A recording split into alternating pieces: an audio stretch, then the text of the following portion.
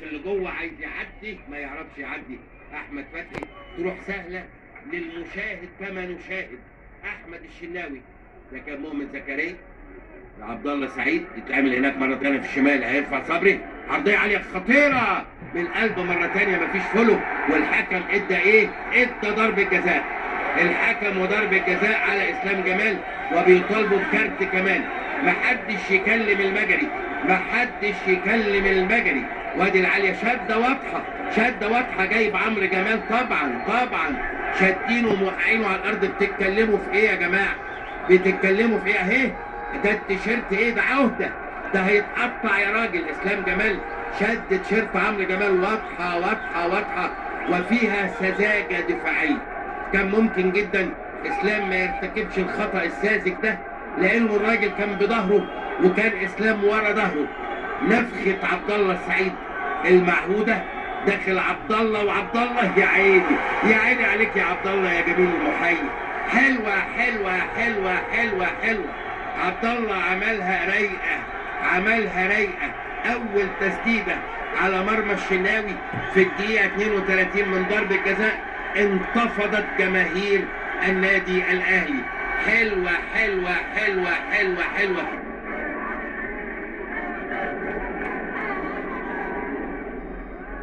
مرة تانية سعد سمير والدماء تنزف، راجع يحط له بلاستر، ودي عالية أعلى من لازم. وليد سليمان تبقى ضربة مرمى لصالح نادي الزمالك، والنتيجة 2-1. أحرز هدفي الزمالك في الدقيقة 20 والدقيقة 23 باسم مرسي، ثم عدل النتيجة من ضربة جزاء عبد الله السعيد في الدقيقة 33. وادي الشدة واضحة وضوح الشمس. وبعدين اسلام راجع وبراءة الاطفال في عينيه، واضحة وضوح الشمس. لكن الحقيقة المساعد هو اللي انقذ الحكم في هذا القرار الرائع السليم اللي ادى الحق الاصحاب.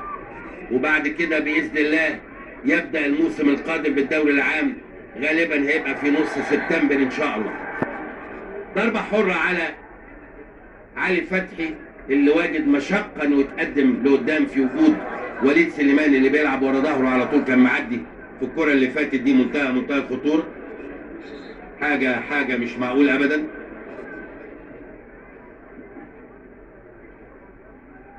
ادي مرة تانية العرضية معدية، هيفتح هناك في الشمال من لمسة واحدة يلمسها لمستين عرضيتين ترجع وهوبا، لكن الشناوي حلوة. عبد الله السعيد جميلة لمسها، كان لازم دي من لمسة واحدة، لكن التوقيفة دي مش حلوة. رجعت ويا ولد يا ولد يا ولد يا ولد يا ولد يا ولد، وهوبا عالية عايز يلفها كده ويقفلها، لف بس ما قفلش. لكن كورتين حلوين قوي مع حسام غالي، يلمس مرة تانية عمرو جمال، لكن عمرو جمال بدأ يتحرك افضل بكتير قوي الماتش ده عمرو جمال عن المباريات السابقة. الحقيقة لوحده خالص هو شيكابالا، مرة هو ومرة شيكابالا، طويلة حط جسمه وعدى برشاقة خطيرة. وليد أرضية معدية مش معدية، لكن النادي الأهلي بدأ يفرض سيطرته وهيمنته. وادي طارق حامد، وبان الانفعال من خلال هجمات في منتهى القوة الحقيقة للنادي الأهلي اللي مسيطر سيطرة كبيرة جدا.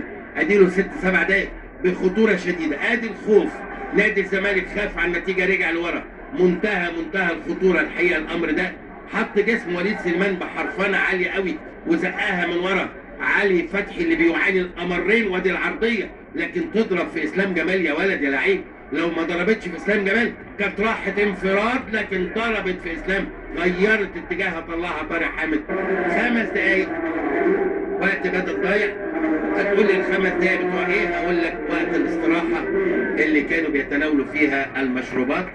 العداد ما بيقفش، بيكمل على طول. اذا معانا لسه 5 دقايق. يا ترى يا هل ترى ايمن حفني استلام عايز يعدي 14 مع 14، لكن اكل حسام غالي وتقدم احمر وداخل من ناحيه الشمال ومعدي وفاتح له هناك ايمن، لكن هيحط هنا في اليمين فحلمي خطيره.